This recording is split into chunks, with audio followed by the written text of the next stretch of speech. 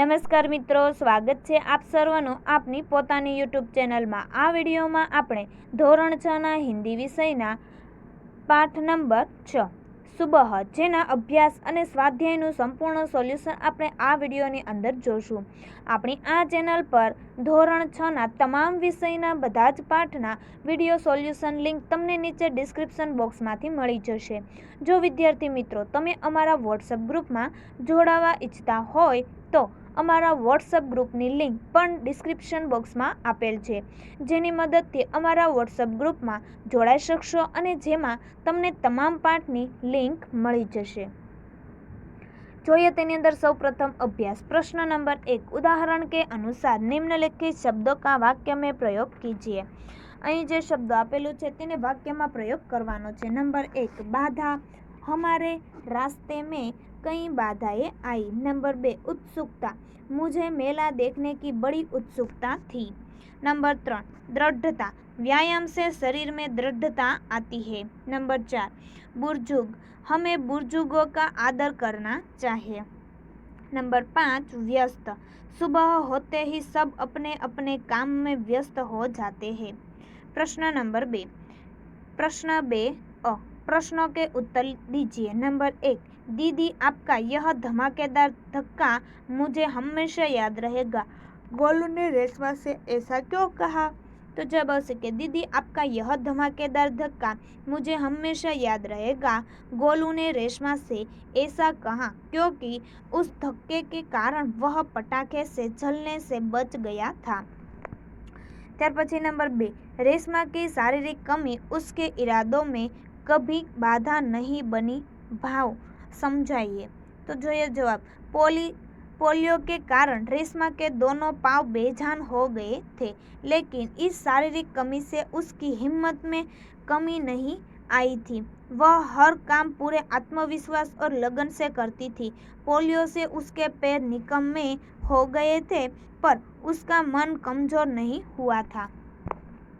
त्यार पछी જોઈએ ब यदि आपकी कक्षा में रेशमा की तरह कोई बच्चा दाखिला ले तो आप तो જોઈએ नंबर 1 किन किन बातों का ध्यान रखेंगे। तो जवाब आवश्य यही हमारी कक्षा में रेशमा की तरह का कोई विकलांग बच्चा दाखिला ले तो मैं उसकी हंसी नहीं उड़ाऊंगा। मैं उसके प्रति पूरी हमदर्दी रखूंगा और इस बात का ख्याल रखूंगा कि मेरे किसी व्यवहार से उसके दिल को चोट न पहुँचे। त्यार पछी જોઈએ नंबर 2 किस तरह उसकी सहायता करेंगे। तो तेनो जवाब आवश्य मैं खेल कूद तथा अन्य प्रवृत्तियों में अपने विकलांग सहपाठी को अवश्य शामिल करूँगा। मैं किसी भी तरह उसकी अपेक्षा नहीं होने दूंगा। त्यार पछी नंबर 3 विद्यालय में क्या परिवर्तन करना चाहोगे। तो जवाब आवश्य मैं आचार्य जी से निवेदन करूँगा कि वे शाला में ऐसे कार्यक्रमों का आयोजन करें जिनमें विकलांग विद्यार्थी भी भाग ले सके। त्यार पछी नंबर 4 बाकी बच्चों को क्या सलाह देंगे। तो जवाब आवश्य मैं बाकी बच्चों को यह सलाह दूंगा कि वे उस विकलांग साथी को सहयोग दे और उसके साथ प्रेम पूर्ण व्यवहार करें। प्रश्न नंबर 3 सोच कर बताइए। नंबर 1 दीपावली पर आपके परिवार में क्या क्या विशेष तैयारियां की जाती है। तो जवाब आवश्य कि दीपावली पर हमारे परिवार में सर्वप्रथम पूरे घर की सफाई की जाती है। सभी चीज़ों का झाड़ पोंछ कर उन्हें फिर से व्यवस्थित ढंग से रखा जाता है। इसके बाद कुछ मीठे और कुछ नमकीन पकवान बनाए जाते हैं। परिवार के सदस्यों के लिए नए कपड़े सिलाए या खरीदे जाते हैं। त्यार पछी नंबर 2 क्या दीपावली पर पटाखे छुड़ाने चाहिए, क्यों। तो જોઈએ जवाब कि दीपावली पर पटाखे नहीं छुड़ाने चाहिए क्योंकि इससे थोड़ी सी खुशी मिलती है परंतु भारी खतरा रहता है। पटाखों के कारण पैसों की बर्बादी होती है और वायु प्रदूषण बढ़ता है। त्यार पछी नंबर 3 किसी ऐसी घटना का वर्णन कीजिए जब आपको किसी ने बचाया हो या आपने किसी की सहायता की हो। तो जब से पिछले वर्ष में अपने मामा जी के गांव गया था। वहाँ नदी में नहाते नहाते मैं गहरे पानी में चला गया और डूबने लगा। तैरना न आने से मेरे प्राण संकट में थे। मेरे साथ नहाने के लिए आए लड़के ने यह देखा। वह तुरंत तैरकर मेरे पास आया और मुझे किनारे तक खींचकर ले गया। उसकी सूझबूझ और प्रयत्न से उस दिन में डूबने से बच गया। उस घटना को मैं कभी नहीं भूल सकता। ત્યાર પછી જોઈએ તેનું સ્વાધ્યાય, જેમાં પ્રશ્ન નંબર 1, प्रश्नों के उत्तर दीजिए। नंबर 1, सुबह से घर के सभी लोग सफाई क्यों कर रहे थे? तो जवाब आवश्य दीपावली का त्योहार निकट था। त्योहार से पहले ही सब घरों में साफ सफाई होने लगती है, इसीलिए सुबह से घर के सभी लोग साफ सफाई कर रहे थे। ત્યાર પછી नंबर 2, रेशमा को घर की सफाई में क्यों नहीं लगाया गया होगा? तो जब उसे रेशमा जब 5 वर्ष की थी तब उसे पोलियो हो गया था। उसके दोनों पैर निकम्मे हो गए थे। इसी शारीरिक कमी के कारण उसे घर की सफाई में नहीं लगाया गया होगा। ત્યાર પછી नंबर 3, रेशमा ने अपनी माँ के काम में किस तरह मदद की? तो जब उसे के अलमारी से बर्तन और डिब्बे उतारकर साफ किए गए थे। रेशमा ने डिब्बों पर लेबल लगाए, फिर वह एक एक बर्तन और डिब्बा माँ को देती गई और माँ उन्हें व्यवस्थित ढंग से रखती गई। इस प्रकार पहिएदार कुर्सी पर बैठे बैठे रेशमा ने माँ की मदद की। नंबर 4, माँ ने रेशमा को बाजार क्यों भेजा? तो जब उसे माँ को लड्डू बनाने के लिए कुछ सामान की जरूरत थी। पति दफ्तर चले गए थे। बेटा गोलू अभी बहुत छोटा था। दादा और दादी बहुत बुजुर्ग थे। माँ को परेशान देखकर रेशमा ने माँ से कहा कि आप मुझे सामान की सूची और एक थैली दे दीजिए, सामान में मैं ले आऊंगी। रेशमा की आवाज में दृढ़ता थी। वह पहले भी एक बार सामान ला चुकी थी, इसीलिए माँ ने रेशमा को बाजार भेजा। नंबर 5, रेशमा ने गोलू को धक्का क्यों मारा? तो जब उसे गोलू ने एक पटाखे को बुझा हुआ समझकर छोड़ दिया था। कुछ देर बाद उसमें से चिंगारियां निकलने लगी। गोलू की पीठ पटाखे की तरफ थी। रेशमा ने यह देखा और चिल्लाकर गोलू को हट जाने के लिए कहा, पर शोरगुल के कारण उसे सुनाई नहीं दिया। रेशमा जल्दी जल्दी अपनी कुर्सी को ढकेलती हुई गोलू के पास पहुंची और उसे जोर से धक्का मारकर खुद आगे निकल गई। उसी समय पटाखा जोर से फूटा। इस प्रकार गोलू को पटाखे से बचाने के लिए रेशमा ने उसे धक्का मारा।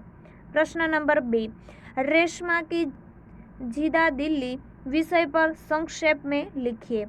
तो जो ये जवाब, पोलियो के कारण रेशमा के पैर निकम्मे हो गए थे, लेकिन इस शारीरिक कमी का उसके मन पर कोई असर नहीं हुआ। वह अपने सारे काम स्वयं करती है। वह अपने काम के लिए किसी पर निर्भर नहीं रहती। घर के कामों में भी वह पूरी लगन से माँ का हाथ बटाती है। अपनी पहिएदार कुर्सी पर बैठकर वह बाजार से सामान भी ले आती है। सचमुच रेशमा एक जिदा दिल लड़की है। प्रश्न नंबर 3, नीचे दिए गए घटना को कहानी के क्रम में लिखिए। तो જોઈએ, पहला આવશે नंबर 1, रेशमा बाजार से सामान लाई। नंबर 2, रेशमा का घर दियों में झिलमिल प्रकाश से झगमगाने लगा। ત્યાર પછી नंबर 3, गोलू अपने दोस्तों के साथ पटाखे छुड़ाने में मस्त था। नंबर 4, रेशमा ने गोलू को जोर से धक्का मारा। नंबर 5, माँ ने रेशमा को कहा, कहीं चोट तो नहीं लगी। 6, सबने रेशमा की पीठ थपथपाई। ત્યાર પછી प्रश्न 4 निम्नलिखित मुहावरों के अर्थ देखकर वाक्य में प्रयोग कीजिए। नंबर 1, आंखों का तारा होना, बहुत प्यारा होना। रमेश अपनी माँ की आंखों का तारा है। नंबर 2, हाथ बटाना, काम में मदद करना। दीदी घर के कामों में माँ का हाथ बटाती है। नंबर 3, पीठ थपथपाना, शाबाशी देना। मुझे प्रतियोगिता में इनाम मिलने पर पिताजी ने मेरी पीठ थपथपाई। ત્યાર પછી प्रश्न नंबर 5, उदाहरण के अनुसार शब्द का उपयोग करके वाक्य लिखिए। उदाहरण में અહીં આપેલું છે की, तो उसने कहा कि वह निर्दोष है। मैंने नवनीत की सहायता की। ત્યાર પછી નંબર 1 જોઈએ इसीलिए અને ताकि। तो इसीलिए मदारी तमाशा दिखा रहा है, इसीलिए लोग जमा हो गए हैं। ताकि मैदान में पुलिस का बंदोबस्त किया गया था ताकि सभा में कोई गड़बड़ी न हो। नंबर 2 क्योंकि અને जबकि। तो क्योंकि माँ ने छाता खरीदा क्योंकि वर्षा ऋतु आ गई थी, जबकि बेटी सावली है, जबकि माँ बाप दोनों गोरे हैं। ત્યાર પછી નંબર 3 और અને और। तो और એટલે मैं आपकी ओर ही आ रहा था અને और तो भाई और बहन दोनों बहुत अच्छे हैं। नंबर 4 मैं और मैं। तो मैं એટલે पढ़ता हूँ અને मैं એટલે बच्चे घर में शोर मचा रहे हैं। प्रश्न 6 नीचे दिए गए वाक्य का वचन परिवर्तन कीजिए। અહીં ઉદાહરણમાં આપેલું છે તે પ્રમાણે આપણે લખવાનું છે। નંબર 1 ऐसी कई घटनाएं मेरे साथ घटी है। तो जवाब આવશે ऐसी कई घटना मेरे साथ घटी है। नंबर 2 परिचारिका ने मरीज की अच्छी तरह से देखभाल की। तो जवाब આવશે परिचारिका ने मरीजों की अच्छी देखभाल की। नंबर 3 रात को मैंने सुंदर सपना देखा। तो जवाब આવશે रात को हमने सुंदर सपना देखा। नंबर 4 भूकंप का झटका आया फिर भी मैं नहीं घबराया। तो भूकंप के झटके आए फिर भी मैं नहीं घबराया। ब नीचे दिए गए शब्दों को चित्र में शब्द के क्रमानुसार लिखिए। અહીં શબ્દો આપેલા છે તેને ક્રમ અનુસાર લખવાના છે। તો પહેલા આવશે અંગૂર, આકાશ, નિર્દોષ, ભૂકંપ, મરીજ, મહેનત, શ્રેષ્ઠ और સુંદર। તો આ વિડીયોની લિંક તમે તમારા મિત્રો અને દોસ્તોને જરૂરથી શેર કરજો। ફરી મળીશું આપણે પાઠ નંબર 7ના સંપૂર્ણ સોલ્યુશન સાથે।